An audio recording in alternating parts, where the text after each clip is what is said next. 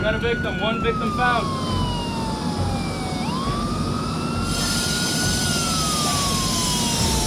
In the blink of an eye, lives change. When seconds matter most, the Brownsville Fire Department is already on the move. For 150 years, these men and women have answered the alarm, running toward the chaos when others step back. Through fires, floods, wrecks, and rescues, they faced every threat head-on, fueled by courage, skill, and sacrifice. This is not just a department. This is a lifeline. This is a legacy. This is the Brownsville Fire Department.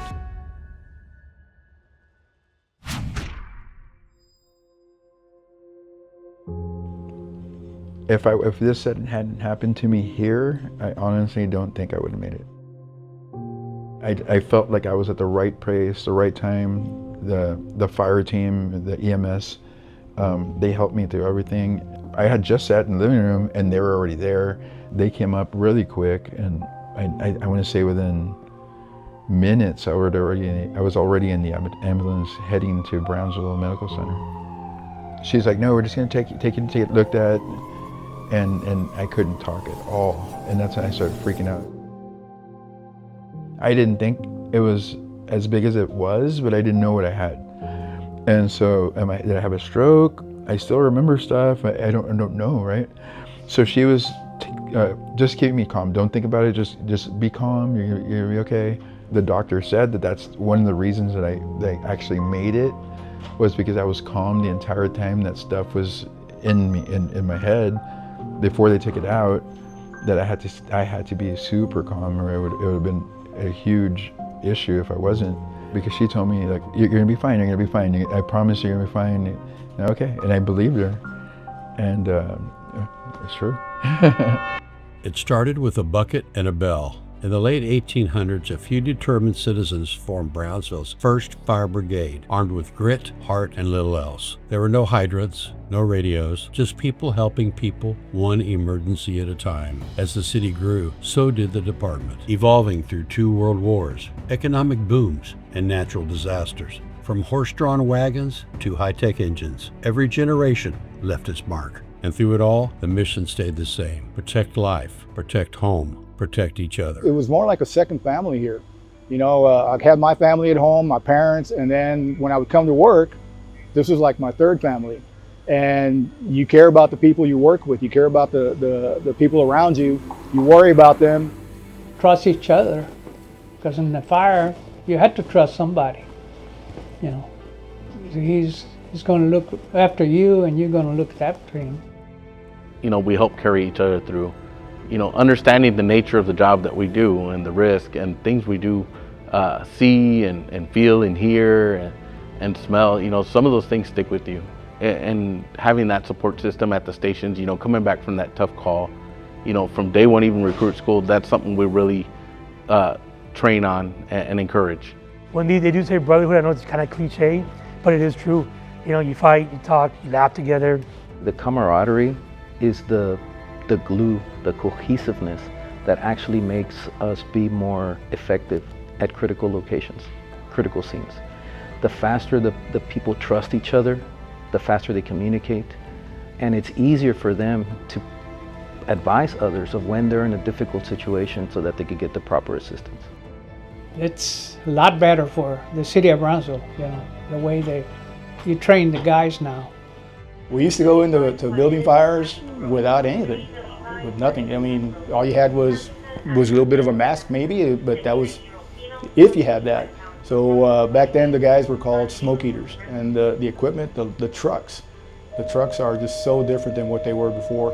When I first started, we used to ride on the back of the fire engine, holding on with one hand and getting dressed with the other on the very back of the truck. It was just, looking back at it now, it's like, how did we do that and not get killed falling off? But now there's nice air-conditioned cabs. It's a huge difference, and they're much more reliable than they were back then. Today's Brownsville firefighter is a fusion of old-school grit and cutting-edge training, fire suppression, emergency medicine, technical rescues, leadership under pressure. They don't just respond, they lead. In the Fire Academy, cadets are molded not just into responders, but protectors, leaders, guardians of a 150-year legacy. We're problem solvers now. So we have to evolve our training to meet those needs. You know, fortunately, we're living in an age of technology. You know, we're able to make better data-driven decisions, and that's something we train on. You know, taking advantage of that technology. You know, we've really built up our training facility to get firefighters out there, get them trained together. I mean, physically, we have to be capable. You know, the community's entrusting us to be able to respond and be effective on scenes. Mentally, we need to be sharp. We need to be quick thinkers. You know, we need to make those decisions and make the best decision possible for people. Emotionally, we have to be empathetic, really empathetic and resilient. We're responding to people's emergencies on probably the worst days of their lives when they call 911. Every incident we go to punches us in the face somehow. It throws a curveball to us. And it is very important to have the resilience to adapt to it and change, but to have that problem-solving attitude, that things are not going to go as planned, but we'll be able to solve them. We're an all-hazard response, and so it makes us a dynamic service. We can do anything at any time. Fire is just one battle. The Brownsville Fire Department fights many. In tactical zones, SWAT medics deliver life-saving care under gunfire.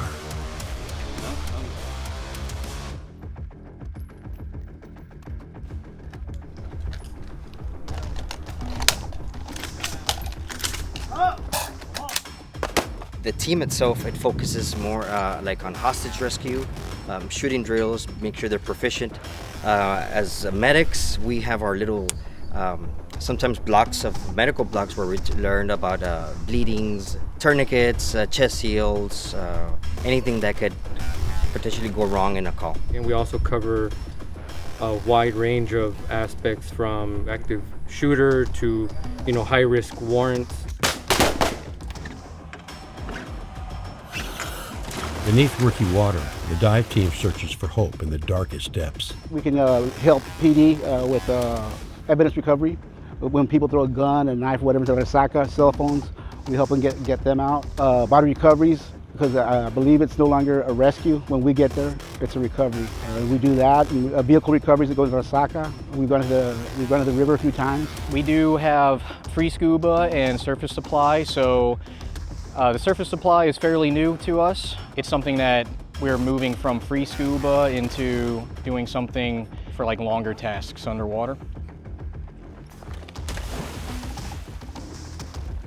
On highways and homes, EMS crews bring calm to the chaos. We're not intimidated to get in the box, get our hands dirty, do what needs to be done as far as like preserving lives, taking people to the hospital, ensuring that they're done safely, you know, everything's done right. What ain't bringing victim out good?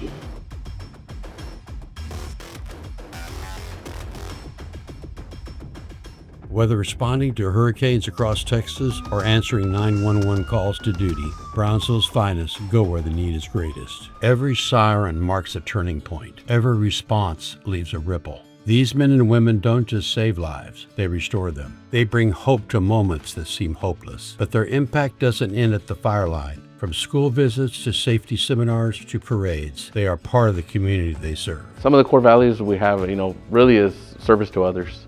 This organization is truly about the people and integrity. You know, that's something you carry home with you every day. It's who we are.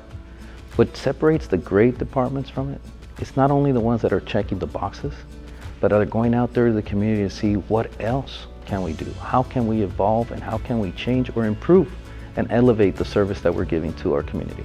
Always showing up, all in, working hard, and doing the right thing even when no one's looking. That is tremendous. And we can teach a firefighter anything, really anything. But having that strong moral compass, once they have that, they can have a long and great career here. Brownsville is changing, and so is the fire department. Because the legacy isn't finished, it's just getting started.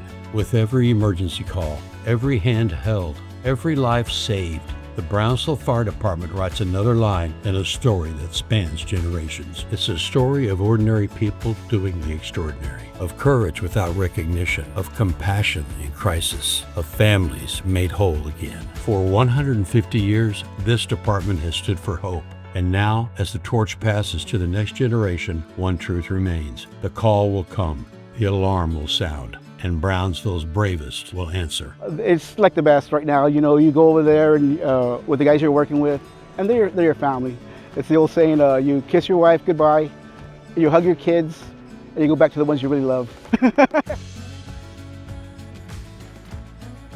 I mean, being a chief in a department that's made to 150 years is truly an honor, you know, and I'm very thankful to our city leadership and really the people of Brownsville for allowing me to be in this position right now. It's a time for me to reflect on those that came before us. There were different leaders in this role, and there's gonna be leaders ahead of us. You know, the fire department's always gonna keep going. I would like to thank the firefighters that came before me, that created this department, that created the ability for us to grow. You're right, it is a big accomplishment for our fire service, for our city, that we've been around this long, and hopefully I'll get to be one little piece of that history, and it makes me happy. To those who came before, we honor you. To those who serve today, we thank you. To those yet to come, we believe in you. Today we celebrate this historical event of 150 years of the Brownsville Fire Department. This is really a business that cannot fail.